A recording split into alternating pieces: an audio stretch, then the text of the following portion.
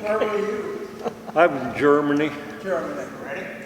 I was over there for 28 months.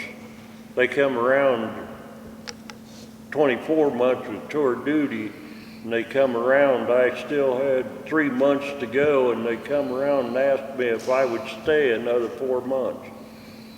And I thought about it a minute, and I says, what's it gonna give me for staying here? Yeah. He says, you don't have to pull any reserve when you get home.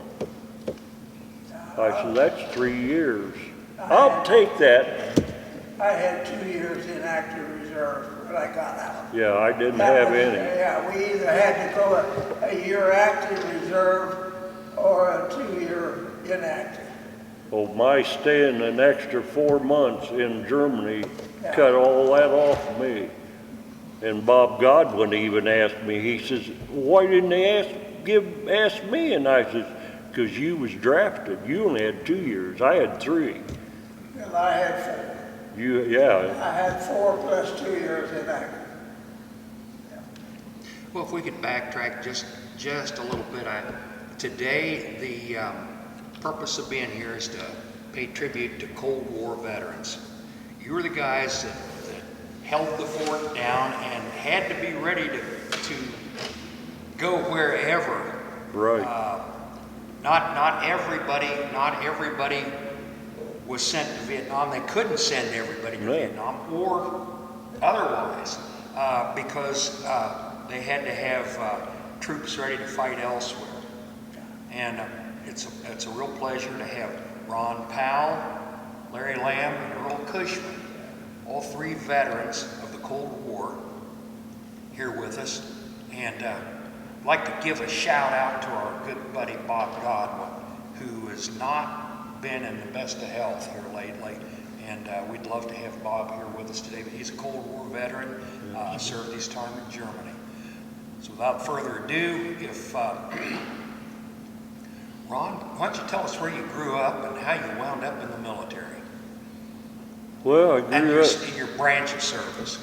I grew up in Kenton to start with, and then we moved to Ridgeway, and I was there for several years. And then Dad took sick, and Mom got a job at the Bell Fountain Hospital, so we moved into Bell Fountain.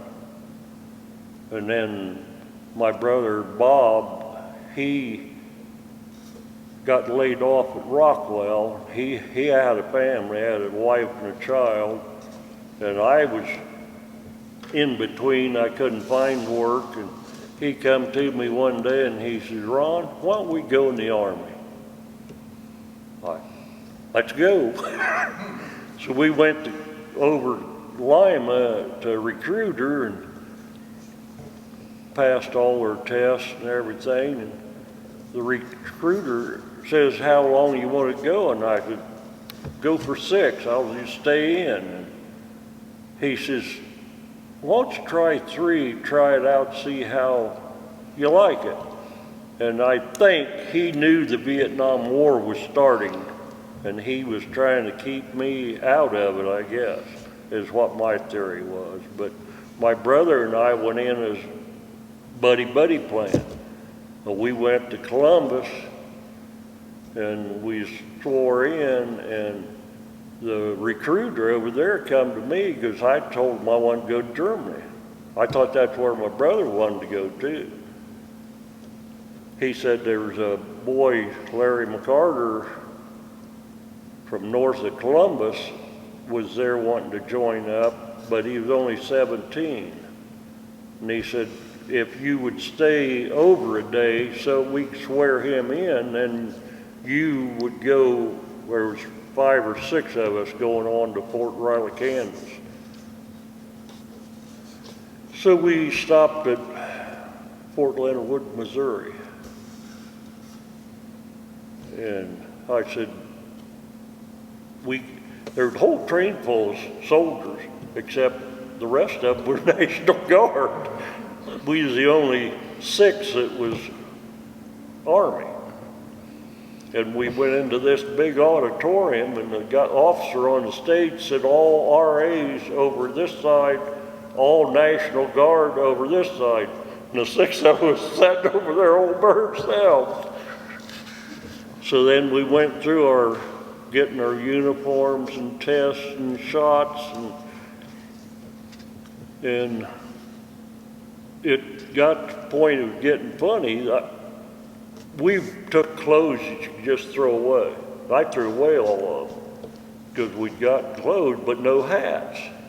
And out in Leonardwood, the sun gets hot. Well, they give us haircuts like baldies, and my head was redder than that wall. And some sergeant told me to go over to the PX and get a hat. So I went and got a hat. And then they kept me, the barracks out there up on blocks. Well, they kept the ones that was getting sunburnt underneath the barracks. But we finally finished all our tests, and sergeant come and he says, "Boy, you guys lucked out." He says, "They got air-conditioned barracks at Fort Riley." I believe that too. And sure enough, we got there, they had air-conditioned barracks. But this bus dropped us off in the middle of the night at headquarters building in Fort Riley, and went in, couldn't find nobody. And we started yelling, and finally somebody come out, and we told him we was there to, and he said, "Well, we knew he was coming, but one day by one stay up late, I guess." They took us out. We were in B Company of the 16th the rest of the time. That was United States Army. Yep. You, sir, I know you grew up in West Liberty, but how'd you wind up in the military? I was drafted. Mr. Lamb? I was drafted, graduated, and right after graduation, I was shortly after graduation, I was on a bus to Columbus. And took my oath and everything. And then I got basic in Fort Knox, Kentucky. And then my AIT, they sent me to Fort Ord, California. And then let's back up a little, during basic, we was just finishing basic, and they said, "You guys are lucky," said they're not sending them anymore to Vietnam. So I went out and took my AIT, and then they sent me to Germany, and I arrived in Germany in December of 1972, 6 months after the Munich massacre.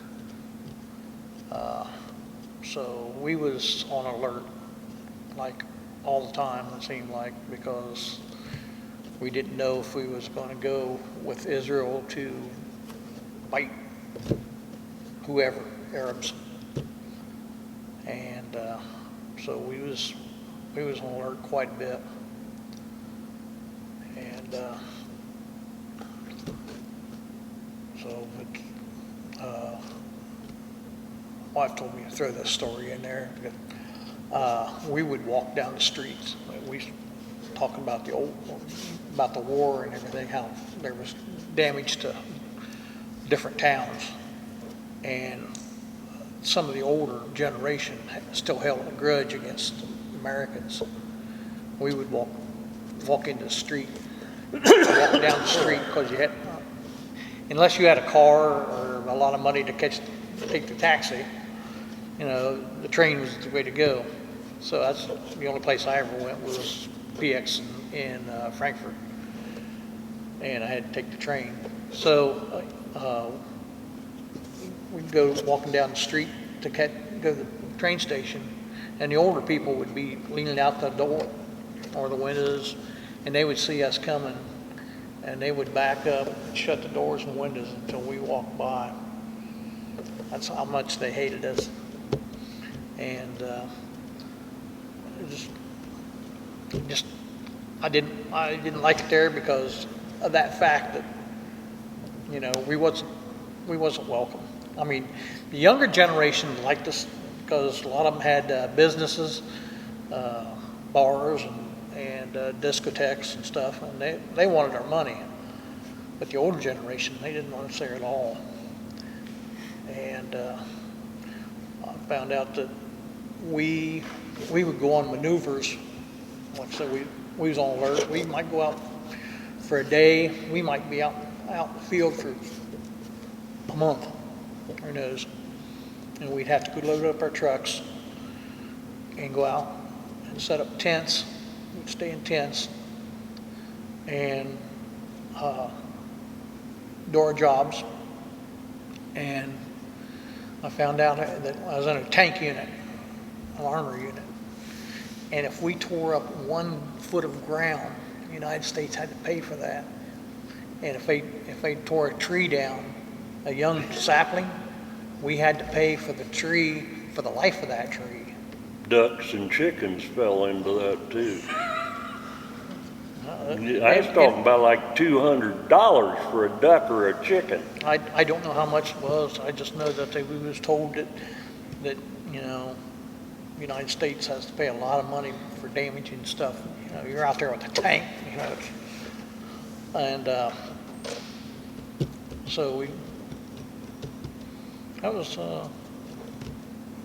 like I said, we was out in the field for different times. We went to Grafenwehr, Hornsfeld, Waldflecken for maneuvers. Tanks out there practice firing. Now you guys in Germany, Ron and Larry, it's my understanding you had to bivouac in the wintertime, correct? Well, we didn't have the small tents. We had big tents. I got you. Well, yeah. Actually, there was one place we was going to. It was in the wintertime, and they actually had cement barracks.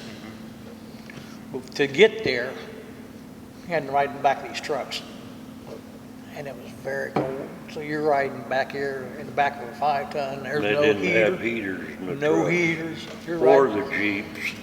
I'm back here with long johns, my fatigues, my M65 field jacket on, inside a sleeping bag, and I'm sitting there going like this. And I don't know how cold it is, I just know it's cold. And we would stop, and we had fresh coffee, great big urns of coffee. You sure they wasn't trash barrels? No, they was urns. That's what our cooks, we had a cook truck, deuce and a half we'd built their cooking stoves in and an awning up and a walk ramp. Of course, you was talking the whole company. And we'd stop for maybe a half hour and they had to feed the whole company in that half hour and get us back on the road. It just, Well, I was a cook. you was a cook? I was a cook. So we had urns, Yep. and we had these hot boxes. Yeah. So we would. What'd they call those? Thermo something or others. I They was like a big cooler, rectangle. yeah, with a snap-on lid. Yeah, and it had It- three it different would sections. hold cold or hot. Yeah, 3 different sections in there, and they had lids on, and then it had another lid that goes down, and snaps on, and they keep your food hot. And then they had the big urns, like I said, of coffee. She was on alert 7 days a week, 24 hours a day. Seemed like it. Yep. I mean, The way we were. we was, if you went off post, they didn't want you to go too far off post because they wanted you back. Well, I went on leave up to Amsterdam and we had to call every day back to the post to find out whether there war on. Because the rations they had 3 armored divisions sitting on the other side of the border. And And I asked Sergeant one time, I said, why do they call us battle groups? And he says, that means if the rations come, you're gonna have to run, because you can't stop them. Yeah, I was very close to what they called the Fulda Gap, and that's where the Russians would have come into Germany at, is through that Fulda Gap. And so I don't remember how many miles away it was, so we was very close. But it was also stationed very close to where Elvis Presley was stationed. Hey, I went down there to see him, and that sucker went on leave.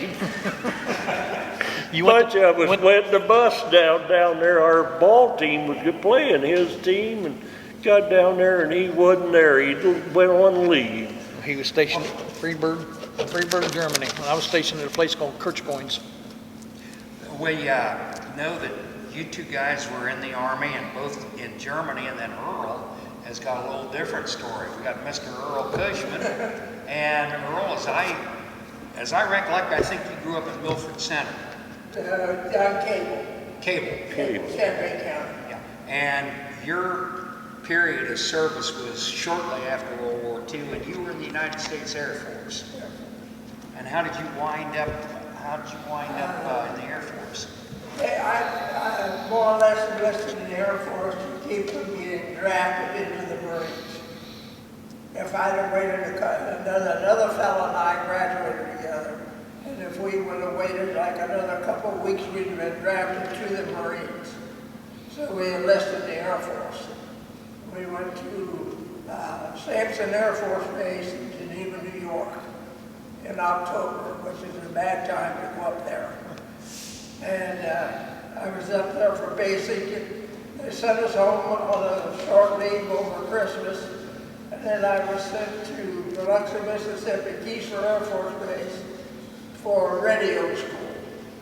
I copied the International Morse Code. The dot dash is the actual thing, but we didn't hear it as dot dash. A is the dash and the dot. But we heard it on a circuit as da-da. You hear that on a tone circuit, da-da. B is dash and 3 dots. And we had to learn the whole and copy that. And then I was there until through one summer and went to Elmendorf Air Force Base in Alaska. And then sent from there out to Aleutian Chain, which is closer to Russia by far than what we were language. We were almost the end of the Aleutian Chain. On an island out there called Adak. We were way up on the side of a mountain on the tassel. We were about 200 men up there. No civilians, no trees on the island, cold. I was there almost a year. And the days that I was there, the time that the sun would shine, I suppose was around 20 days of the whole year. Cloudy, windy, earthquakes, you'll shake the island and rattle. Your bed is slide across the floor. No trees, or I should say, very few. Down in a ravine, there would be one that would manage to make it. And then it's about an 8-hour flight from Anchorage out to Adak. Now that was prop job planes. The big jets weren't in yet. We flew in a 124, C-124. And That was the flying boxcar. No, the boxcar was a 119. Oh, This is a big, See, you could when I drive was a over Greyhound there- bus right through it. well, when I was over there, we had C-130s. Yeah, that was our fuel. But this was, I was out there and then we come back. I come back and spent 2 nights on Kodiak Island when we started to return. There was very, very few civilians on the island. The Army was there, Navy run the island. The Marines was the MPs, the Army, I don't know what theirs was, but the Navy run the island. That was the biggest part of it. They have that on the TV. Eskimos in Kodiak Island's got an old man lives there, built him a house. He's the only one on Kodiak Island. Well, I don't know what this, it was in, I left there in 53, in November of 53. A warm, sunny day would have been maybe 50. Wind blowing constantly and snow, a lot of snow, but not the 30 and 40 below. That was Anchorage. And then they sent me to South Carolina, where I first went to Pope for a while. Pope Air Force Base, right on the edge of Fort Bragg. Yeah. And there I worked radar there, and they would fly the boxcars, the C-119s for the paratroopers to jump. And we was there a short time, and they moved us to Shaw Air Force Base in Sumter, South Carolina. And then that's where I was when I was released. But we plotted radar and stuff like that, whatever had to be done. But my basic thing was radio operator. I was that when I was captain's driver. I was radio operator and driver. We had another radio operator when he was in the Jeep. When he got out, the radio operator took a backpack and went with him. So that left me with it. We was way out there on that island. And no, the very, very few civilians would have been top-rank Navy officers' wives. I mean, you had to have the high rank. I don't know what they did. I never saw one. I don't think I saw a woman the whole time I was out there. There was no civilians. We were up there on the side of, way up on the side of Mount Moffett. I don't know, on one of them islands. That's the way Baumholder, Germany, it was way up on top of a mountain. It was a NATO base. We had German, Turks, French, all kinds of soldiers up there. The Army, we was our detachment was in, we was 3rd Radio. And our detachment was an old Army hospital. Well, it was a World War II Army hospital. We was in that, so we was in hallways. The weather just was not, they run out across with weasels or something like that a lot of the time. I mean, a weasel is a Jeep was on a track more or less. Mm-hmm. It was cold, miserable, wet, just about all the time. Germany was about that way too. Cold, damp. This was just, like I said, probably the sun shone maybe 20 days while I was out there. But you put a coat on, you put a field jacket on and fatigues if you went outside. We fell out one morning there in Baumholder to run PT, and it was foggy, you couldn't hardly see, and it was snowing. And there we were in t-shirts. Well, we run hallways all the time, and then they had places where the ambulances used to come in, just driveways through, and we was in the old wards, and ours was steam heated. Of course, I was there after the war, actually. But he was out there. My older brother was drafted into the Marine Corps during the Korean War, and they took him out to California and trained him, and then the whole division loaded on ships and sailed out. And they thought they was going to Korea. Well, they went in and landed in Japan, and that's where he spent his whole tour duty. He never did go to Korea. We had to spend When we went out, we left Anchorage in the morning, and like I said, in the C-124. And it was about an 8-hour flight to Anchorage, or to Adak. But we had to go on to Shemya, which was on out, another island, because they had the fuel. Adak was short of aviation fuel at that time, but it's a big fueling point for the Navy ships. Now, that Aleutian chain comes way down, and that's going from the stateside, ships going from the stateside to Japan and over that way, go very close to Adak. We're between the Bering Sea and the Pacific Ocean. And we're actually not too much farther north than what we are here. But Anchorage is on up. I mean, you get up into Anchorage, I walk down the street at 30 below zero. And I mean, you would freeze to death and don't know it at Anchorage. Well, there at Baumholder, it dropped to 15 to 30 degrees below zero at times, and we was out there in pup tents, and I crawled in my trailer. The guys in my mortar squad threw their duffel bags in there. I'd crawl in and lay on them to. On Adak, every light pole, they had a lot of light poles, had 2 guy wires on every light pole.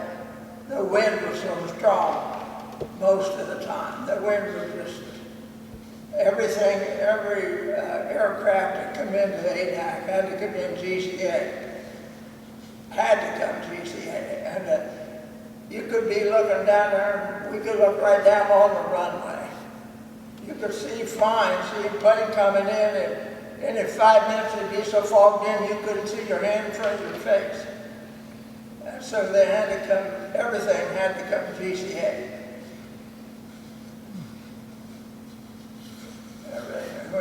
All planes. It was the Navy plane, of course. Then the big jets weren't in. The fighter jets were, but the big cargo stuff was all prop shot jets.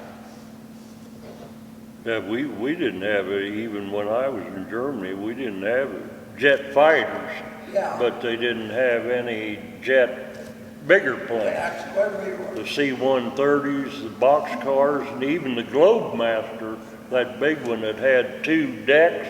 Yeah. It was propeller driven. The C-124. Is that what it was? Yeah, they call them Globemasters. Yeah. And they're C-124. Well, I didn't know the number of it, but I didn't ride on it. They were showing us that's the Globemaster there. It looked like they made those C-130s. Made those C-130s look like Piper Cubs. When I was at Keesler Armed Forces Day down there, and that would have been in May of 52, they marched 412 men inside one of those Globemasters and shut the doors. They put 412 men in there. Of course, it's a double deck. And they marched them right up. You could drive right up in the back or drive right out the front. I never flew on one, but they take the deuce hands on the Globemaster, and then I'd drive a 3/4 ton deuce and a half trailer full of high explosive ammunition. I went on the C-130, and after we took off, I looked at the chains and I asked the sergeant, crew sergeant, I said, "Those chains on that trailer get loose." So I said, "That thing's loaded with high explosive ammo." He says, "I can't tighten them up. We can't get it off when we land." We had one experience. We come back from Anchorage, we was rotating back. They brought us into McChord Air Force Base in Seattle. It was in the C-54, which is a tricycle 4-engine job. Nice plane. We come right down to approach on the runway. Beautiful day, sun shining, warm in Seattle. It was in October, it was actually November. We come right down to the runway and we pull off. ambulances and fire trucks all up and down the runway. And we knew that we didn't have any VIPs aboard or litter patients. When you land an aircraft, you put either one of them on, you had to have ambulances and all that stuff out. But we knew something was wrong. And he made the fourth pass. The nose gear wouldn't come down. We didn't know that. But what he was doing, he was coming back down just like he was landing. And the engineer was down there cranking that front wheel down. And he was going by the tower to see whether the guy in the tower could see the front wheel. But when they put us on the ground, he did a good job. He tipped her back. And didn't put the nose gear down till we was well slowed down. But I tell you, we began to get nervous. We've done tractor swaps and airplanes. I loaded a truck and trailer on this C-130 and the guy swung down to the end of the runway and come up and stop. And we could hear the engine. He was starting to really pour it on. About that time, he kicked the brakes off and fired that jet assist, and that plane went from city to street. If we had been strapped in, we'd get all of the tail. It just literally scared the pee out of us. There's a funny story. And of course, the military plane was noisy. You had to, the guy sitting out here, your screen, because all you had was a sheet of aluminum between you and the prop job at that time. And when we come out of Anchorage, the first 4 hours from Anchorage to Seattle was pretty rough. And a lot of them were sick. They had barf bags all over the plane. Of course, it was a military plane. But then after about 4 hours out, it calmed down, and then we landed in Seattle, and finally it was a beautiful day in Seattle. We, where I was stationed at Richmond, Missouri, we had Air Force, they had radar set up in the back of the boat. And they loved it because on our post, it seemed like it was cloudy all the time. And you could look out a mile in any direction and the sun would be shining. And then when the fog rolled in, ADAC was very odd. I mean, 10 minutes you could see around. Of course, it was cloudy. And in 10, 15 minutes, you couldn't see your hand from here to you. And today, the snow bank would be over on this side of the barracks. Tomorrow, it would be over here because the wind would change. And it would blow that snow all over everywhere. But we was way up on the side of Mount Moffat. Very little. We had a few ravens and a few Arctic fox, but there was nothing else out there. No place to go, no town. We had ship store. Jimmy Hoover. Huh? Jimmy Hoover. Yeah. He was in the Navy. Yeah. And I worked down there with him. One day he was talking about he'd been on a ship 8 days. I said, you was in the Navy? You know, we were on a ship 8 days. He said, I was in the Navy Army Air Force. He went down to Panama Canal. During World War II, their bombers were protecting the canal. He said one of them had a leak in the one wheel going up and down. He said they got him up in that wheel. And then took off and raised the wheel. I said, was that room for you to sleep? And he started laughing. He said, wasn't much room for me at all. I said, lucky he wasn't fat. When it was so terrible cold at Anchorage. Now, I was not there to see the 24 hours. I've seen the sun come up at 10:30 in the morning, go down to 1 o'clock in the afternoon, just this way. And when it got that cold, you know what Epsom salts look like, little crystals? The air was just full of that. It would freeze that moisture out of the air. You did not know you was cold at Anchorage, and you were behind the mountain range, and you'd freeze. I see now on my windshield of a truck I drive over. Scrape it, Yeah, that, see where you go. you meet a car coming at you with the headlights on, you know, a great big star. The reflection off of that ice crystals. Now, how long did you say you were in the Aleutian Islands? I went out in early December and come back in late November. So I was there almost a year. Almost a year, and that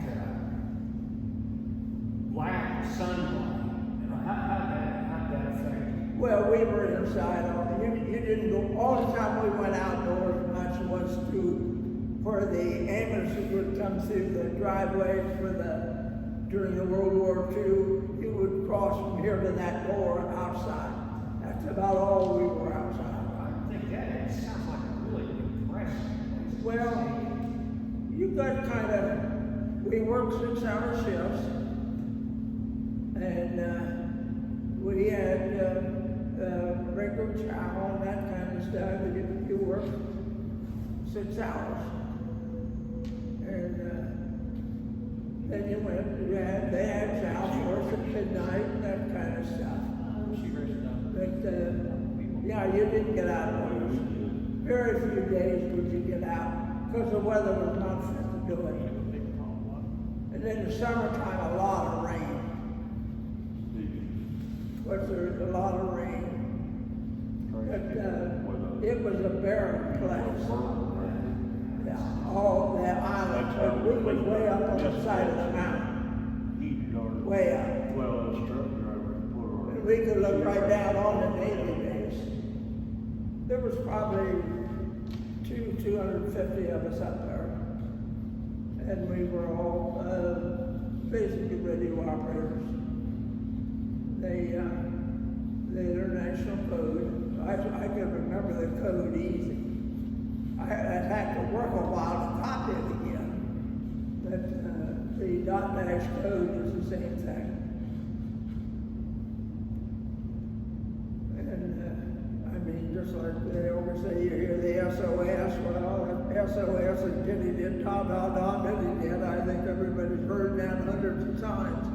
You had to monitor those frequencies all the time.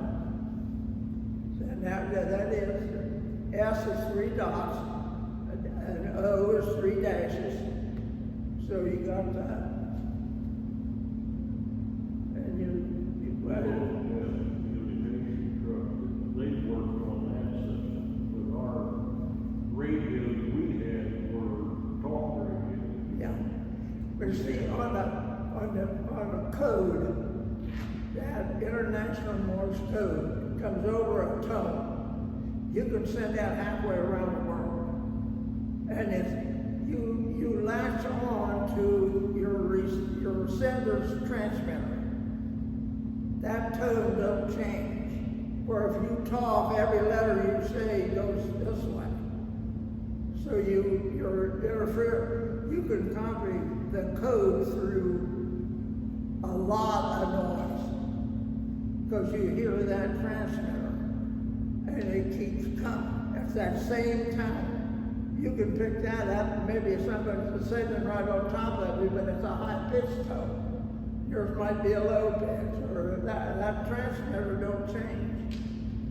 When I was on Captain G, I had security clearance, and I didn't know it. Dad sent me a letter, and he said, the FBI was here looking for you. Oh, is they looking for me? He said they went through my whole history. So if I could carry that code book in the Jeep. And then the captain made me carry it because we had a locked glove compartment. It was on the left-hand side of the steering wheel. And I had to pick it up from the first sergeant. He got it out safe and give it to me. I took it out and put it in that. I told him, I said, well, the radio operator carried it. I said, I could get shot.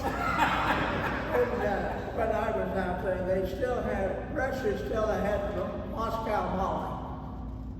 She was a propaganda person. Japan had, what did they call her?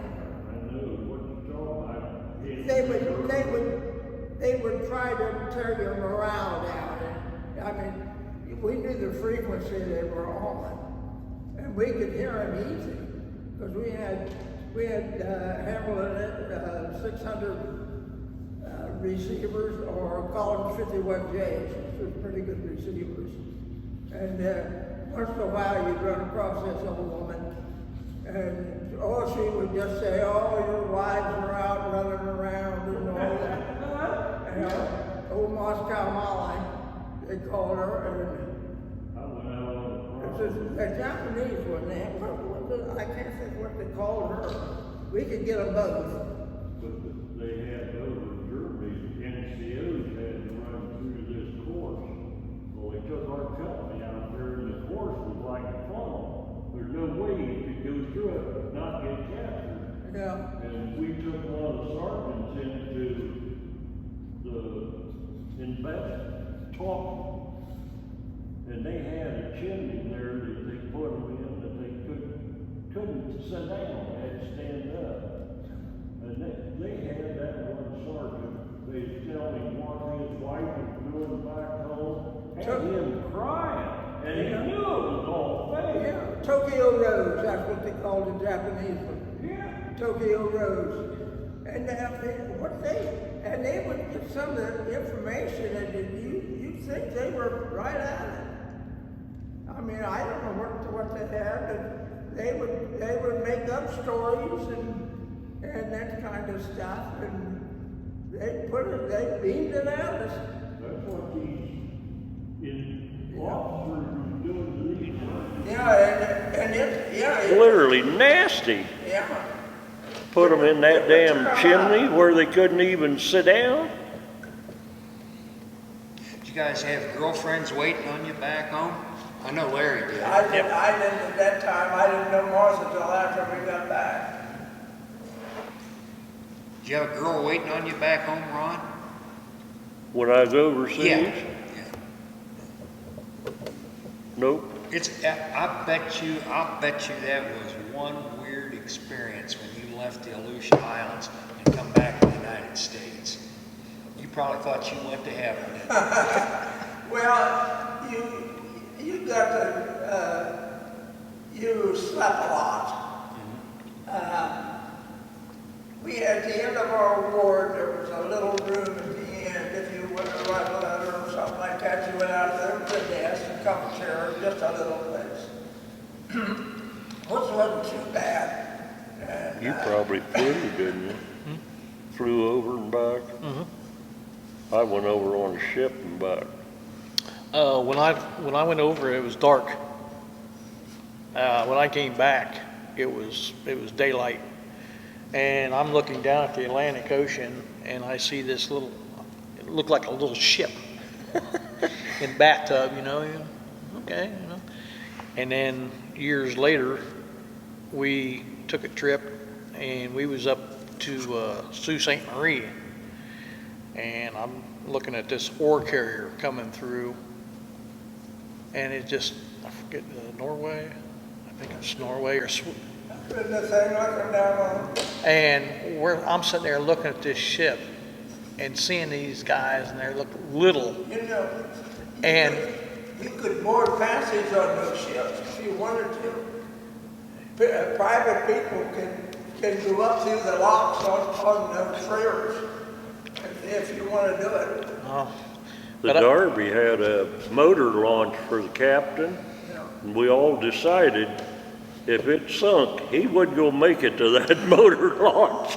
They had these square or oblong styrofoam things with belting stacked up for us, but the captain had a motor launch.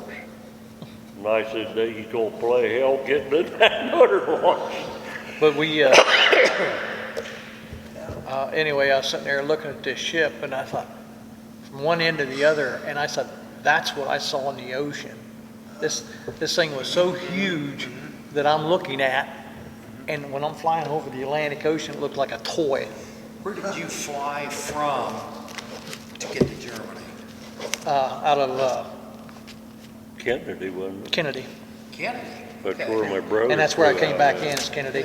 I left out of Fort Dix and came back to Fort Dix, and then from Fort Dix to Dayton, And Ron, or took the airport back to Kennedy, and back. you were in a few years earlier, and you actually, and you probably, Earl, you probably went aboard ship to the Aleutian Islands. No. No? I never rode a ship. Really? No, we flew. Okay. We flew all the time. And they would fly us whenever the plane would go that had room on it, then we would go that way. Ron, you went by ship, and where did you depart from in the United New States? Jersey, New Jersey. one of those. The dock there was probably longer than this building, 3 times that length. So you had a nice cruise on the way over there. Yeah. You call seasick. That's what I was gonna say, if you, How long did it take you to get to Germany from New Jersey? Took us 8 days going over, and coming back, we was on the roads, and it took us 9. The last night out of the Atlantic, we hit a hurricane. And that ship was like this building, except somebody was taking it and doing this with it. First, we was in our bunks, and they had straps across your legs and chest, and one time you'd be standing up, the next time on your head. And I went to sleep, it didn't bother me. And My dad was Right. there right after World War I, and in about 1920 is on there, and he was on the Arkansas, going from the West Coast, he was Marines, to Japan, and got caught in a hurricane. To the day he died, if a little breeze come up, he would just go berserk. my He said dad was that's that way with, everything was straight up and down. Well, He said that was terrible. I went to sleep, and when I woke up, the ship wasn't rocking, and I heard the anchor chain go. I told Larry McCarter, I said, hell, we're in port somewhere, and we both took off and up on the deck and looked over, and there stood the Statue of Liberty. Now, I think I was one of the few Air Force men that never got into Texas. Every Air Force was the next boat was Texas.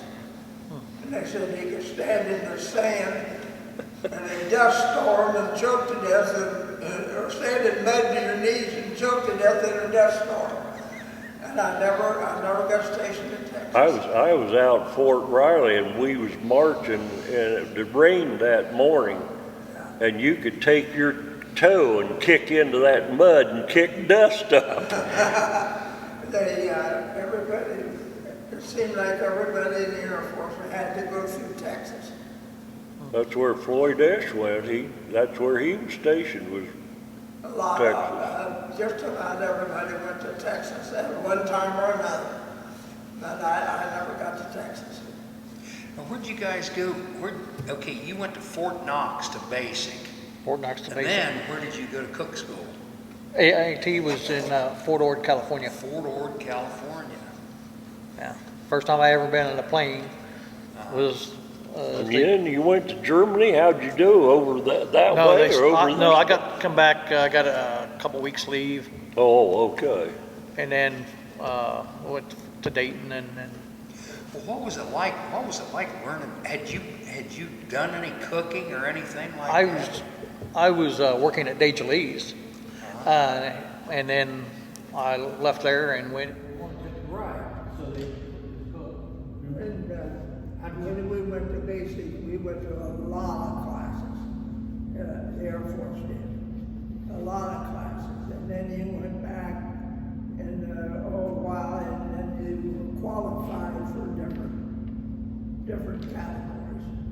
But they always said to us, make sure you know that the convenience of the government comes first. Regardless of, unless you were really schooled in something. Of course, well, I'd train you twice. But if you were like an airplane mechanic, why send you to cook school?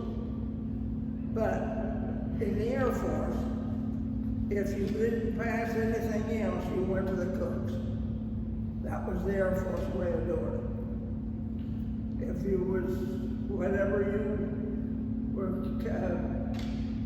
qualified for, and you had a guy, a one-on-one guy, would come to you and say, he'd throw your test, and he says, you're qualified. They told me I was qualified for anything but a mechanic. Being a cook got me out of a lot of stuff.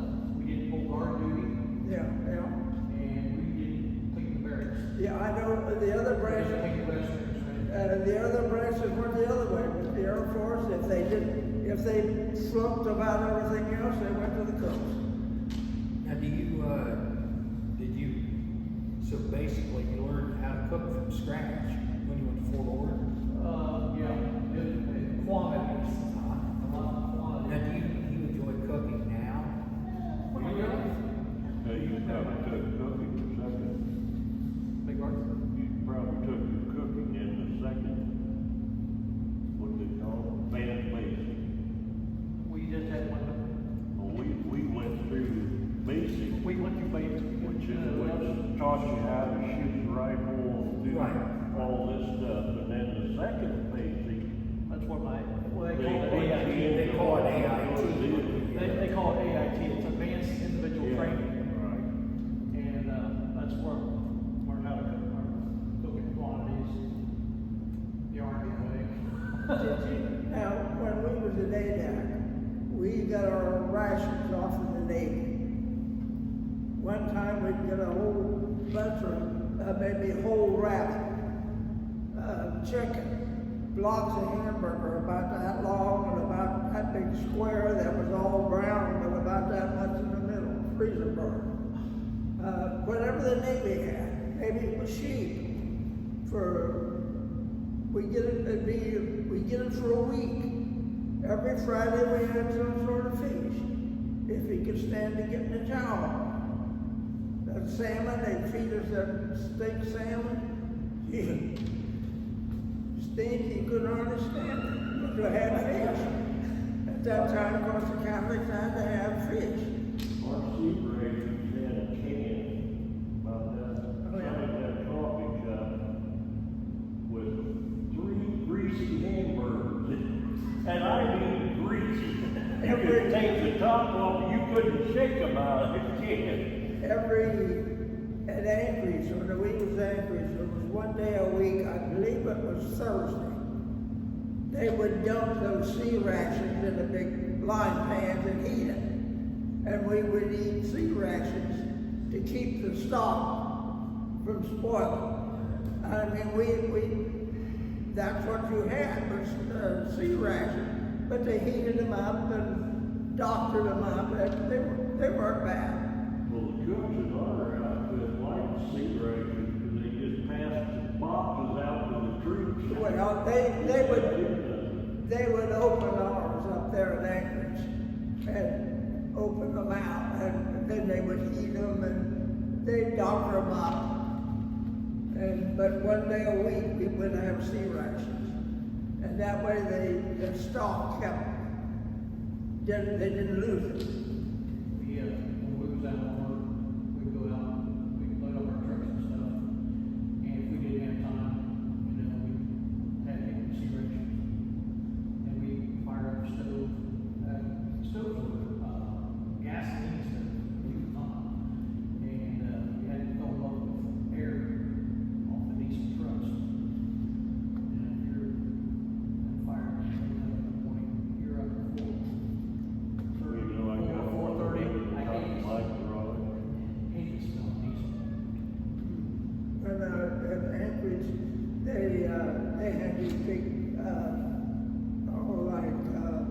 salamander heaters that they oftentimes have to get the plane started. They run a big flexible hose up in the exhaust to heat the motors up because we're set back there on the flight line, 30, 40 below zero. They sit and turn. Pretty soon their smoke would fly.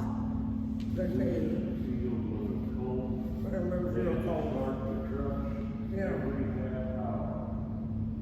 I know, Sergeant, I can go get up every half hour and start this truck, heating up, everybody in the squad's gonna fill in. But when you get into when the days are so much different, just like the sun coming up at 10 o'clock in the morning, going down at 1:30 maybe. I mean, that's all there is. You finally get used to that. I mean, it seems weird, I mean, to be in that much darkness. In the same way, I wasn't there in the summertime when it was the other way. I was out in the chain then. But, There was a radio officer one time who went out to watch the airport drop. Those C-130 was coming in at 200 feet off the ground. Yeah. And then guys jumping out the back. yeah, the whole back end was off. And one of them, I seen the chute go, didn't know. Yeah, they would dump. The officer said, let's get out there. I drove him out there and that guy laid probably stuck to the ground in that floor. His eyeball laying on his cheek. I turned around and walked away. I scratched it. I'm airborne all my Where they, when we was at Pope, I mean, there were C-119s, but they'd take off 9 at a time. A lot of times there'd be 3 down here and then 3, and the back end would come off, and the tails was high, and they could jump out. They'd drop jeeps, they'd drop maybe 5,000 men today. Of course, the ambulances was running, there were a lot of sprained ankles. I seen him drop a Jeep over there too. It was on a springboard, and that springboard didn't work. We go for Pile of junk. at Fort Bragg, that was a paratrooper base. They had acres and acres of field out there that they would work up with these huge discs and stuff to make them as soft as they could. They'd get a lot of sprained ankles and some broken legs, rarely a bad one, a death one. But the ambulance was running quite a bit, but you drop 5,000 or 6,000 people. I mean, those. Yeah, they put a lot of them in the air at one time. Yeah, they come in and then they'd come over these drop zones. They had them all named Sicily or I don't know what all. But they'd come in and then they'd jump out the back end of that thing, paratroop them out. And they're in North Carolina, that's sand. It's not clay, it's sand. Yeah. And they worked them up with these discs to make them as soft as possible, just acres and acres of it. When they was going to have a big drop. And then, I've stood at the end of the flight line many times and watched them 9 C-119s taking them guys off. They come up one right after the other, and then they go out and make a circle and get in formation. And drop 3, and then 3 more, and then 3 more. Did either one of you guys get in trouble while you was in the service? Get in trouble. No. You? What? Get in trouble. Yeah, I missed the bed check one night. It's not, I don't know. Is that all? I was motor sergeant. I missed bed check one night. They didn't know when I left or when I got back, but I was there full race time. That lieutenant didn't like me to start with, so my sergeant stripes were temporary, so he eliminated them. And then he took me to battle group headquarters and had my Spec 4 stripe taken, which is illegal. But like the colonel said, he said, you could probably fight dishonorably discharged. And I said, well, forget it. Because I only had 4 months left to get well, 5 really. But lieutenant, and then the new captain come in, the lieutenant was acting company commander. He was pulled back to executive officer. And the captain didn't like these sea rations. He said, come on, Ron, we're going on a recon. I said, where are we going? He said, nearest Brotherton. So I was sitting there. He said he had to go wash his hands. So I was sitting there, and all of a sudden I heard Lieutenant Ramsey, what in the hell are you doing in here? And I said, beats me. And about that time, I heard the captain say, what the hell are you doing here? He said, you're second in command. You're supposed to be at that company. He said, you best get there fast. And he sat down, and I sat there like you're for a keeper black. He said, that's the order yet? I know. When we was in school, we had it pretty well made in Biloxi, at Keesler. They get us up. We went to school from 6 o'clock at night till midnight. And then we went over to the town hall and got our supper before we went back to the barracks. And they got us up there around 8:30, 9 o'clock in the morning. We fell out for roll call. And from then till 5 o'clock, you could do whatever you wanted. If you wanted to go downtown, that's fine. We all had Class A passes that led us downtown. So we, just so you were back to fall into formation to go to school at 6 o'clock. We didn't have you got to be there, either have a pass or be there in your bed at, 12 or Yeah. Well, something like that. we left the squadron about, 5:30, 10, 20 minutes to 6 in the evening, went up to the hangar. We went to school in the big hangar and learned the code and stuff there. That's where we went. It was huge hangars. And then we was there until, they let us out about midnight. And we had to march back to the squadron. And then we were done. If you wanted to go to town, you went. Well, the reason I asked is because we was on word that took us out in the field, and each company, like A company, B company, C company, A combat support, each had their own group of guys to cook for. So I was in combat support, and I had an E6 over me, and I was a PFC. The next guys were E2s. PFC is an E3.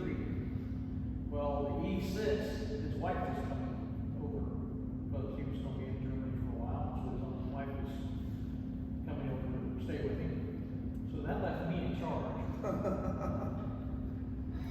And the guys that I was with decided to get drunk the night before because the ration guy had brought them back some alcohol.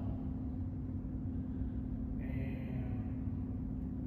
I was involved in that. And they got us, they went,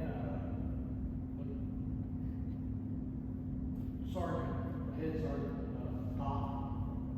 First sergeant. Yeah, first sergeant. The combat support wanted us to get up at 4 o'clock in the morning and have breakfast because he wanted his PC to wash before the tanks got there to wash their tanks. And they didn't get us up at 4, they managed to get us up at about 6. And I almost got about 15 out of that.